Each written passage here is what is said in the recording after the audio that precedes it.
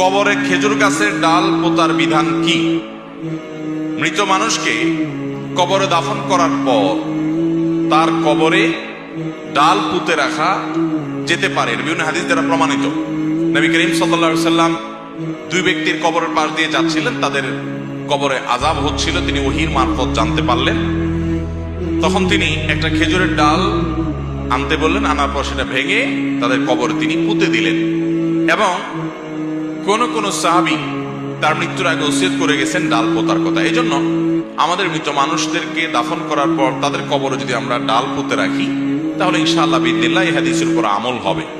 কিন্তু আমাদের সমাজে প্রচলিত আছে যে চার কোনায় চারটা ডাল নিয়ে চারজন মানুষ দাঁড়ায় এবং তারা এটাকে একজন একজন করে পুঁততে থাকে। এরকম কোন পদ্ধতির কথা হাদিসে কোথাও বলা হয় নাই।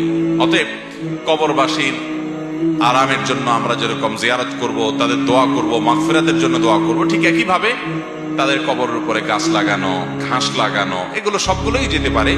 বিশেষ করে ডাল পোতার কথাও বিভিন্ন হাদিস দ্বারা যেহেতু এই আমলটা সাবেত আছে, বিধায় এটিও করা যেতে পারে, কোনো অসুবিধা নেই।